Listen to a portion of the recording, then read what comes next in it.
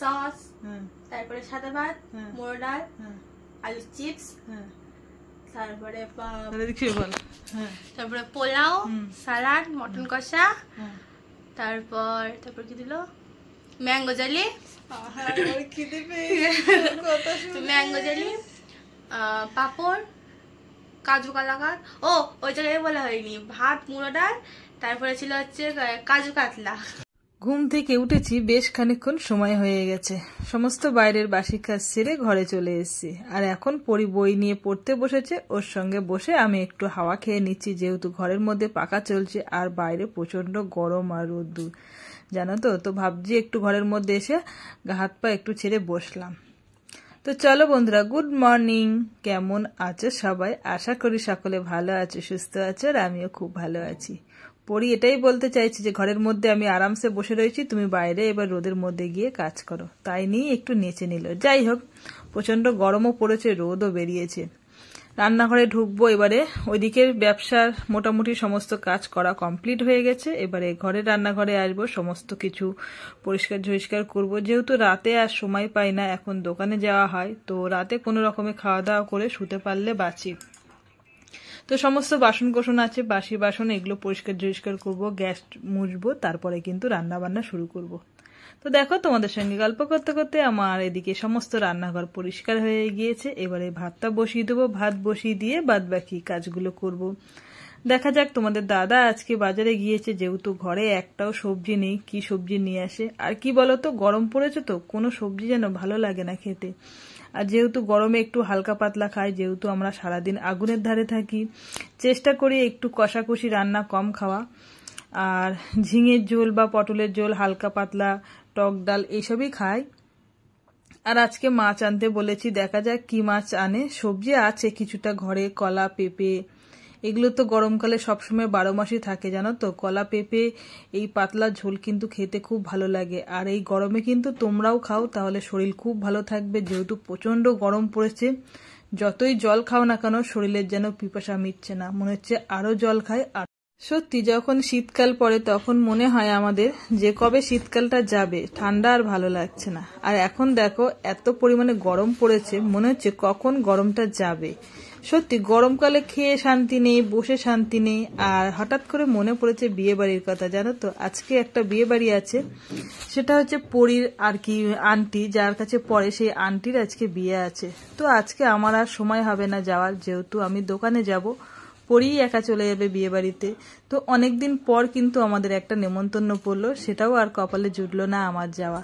কত লোকে দেখো সাজুগুজু করে বিয়ে বাড়ি যাচ্ছে। অবশ্য যা গরম পড়েছে, সাজুগুজু তো দূরের কথা, সত্যি বিয়ে বাড়ি যাওয়ার ইচ্ছাটা থাকে না। যেহেতু গরমকালে না সত্যি সাজতে গুজতে ভালো লাগে না। শীতকালটা সব থেকে বেস্ট, শীতকালটা সাজোগুজো প্লাস খাওয়া দাওয়ারও একটা ব্যাপার থেকে। এই গরমে কিন্তু সত্যি কোনো খেয়েও কিন্তু শান্তি হয় না, খেতে ভয় লাগে। যেহেতু গরম যা পড়ছে, যে কোনো কিছু খেতে গেলেই ভয় লাগে যে খাবো কি খাবো না।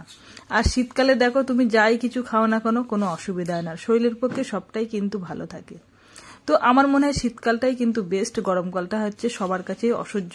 যেমন গরম তেমন খেয়ে শান্তি নেই, বসে শান্তি নেই, ঘুমিয়ে শান্তি নেই।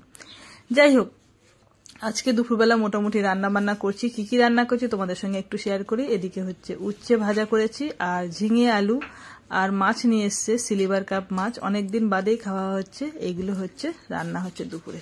তো এইমাত্র দোকান থেকে বাড়ি আসলাম, একদম খাবার নিয়ে বসে পড়েছি, খাবো।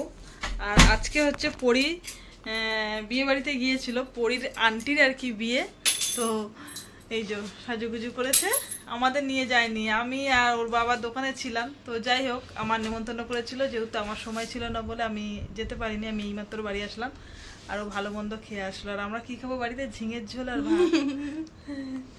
তুই তো অন্তত আনতে পারতিস মিষ্টি টিষ্টি, আমার ইচ্ছা। হ্যাঁ, অন্তত 2 পিস পকোড়া আনতে পারতিস। আমার লাস্টে গা গোলাচ্ছিল। কেন খেয়ে গা গোলাচ্ছিল? কি খেয়ে? ওই খাওয়ার ঘরে বসে। কেন খেয়ে? মানে এত খাওয়া যায়? এতটা খেয়ে ফেলেছে, তাহলে কিছু খায়নি। তাহলে কি মানে 2 গ্লাস লস্যি খাইছে আর 1 প্লেট পকোড়া। ও কিচ্ছু খাইনি, 2 গ্লাস লস্যি। তো খাওয়া বলে মনে বিয়ে বাড়ি। তো যাই হোক, পরীর বার্থডে সময় এই ড্রেসটা ওর একজন গিফট করেছিল, একটা মামা। তো সেই বার্থডে থেকে পরেছিল। হ্যাঁ, একজন বলবা কেন, ওর মামা। সে যাই হোক, তাহলে একজন গিফট করেছিল না, মামা বলতে তো অনেক মামা হতে পারে। না, ওর মামা।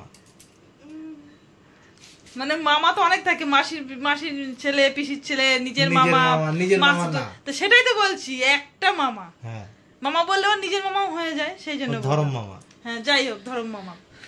তো সেই দিনকে ড্রেসটা পরেছিল আর আজকে এই ড্রেসটা পরেছে, এই জন্য এখনো বড় আছে, এখনো যা আছে মোটামুটি যত অব্দি ওর বিয়ে, মানে যত অব্দি বিয়ে না হয়, নিচে তত- লাটাচ্ছে এতটা লম্বা। তাই। তো যাই হোক, চলো রাতে খাওয়া দাওয়া সেরে নেবো, কারণ প্রচন্ড খিদে পেয়েছে।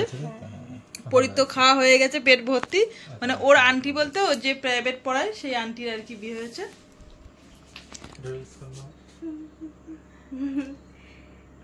তো যাই হোক, চলো আজকে ভিডিওটা এখানেই শেষ করবো, কারণ আমরাও খাওয়া দাওয়া করবো, দোকান থেকে বাড়ি এসেছি, শরীরটা একদম ভালো আজকে লাগছে না। পরীর ভালো মন্দ খাবার দিয়ে ইন্টার দেওয়া হবে। ভালো মন্দ? হ্যাঁ, কি ভালো মন্দ? কি খাইয়েছে? বল কি খেলি? চিকেন সাথে হ্যাঁ, সস, হ্যাঁ, তারপরে সাদা ভাত, হ্যাঁ। মোড় ডাল, হ্যাঁ, আলু চিপস, হ্যাঁ। তারপরে তাহলে দেখি বল।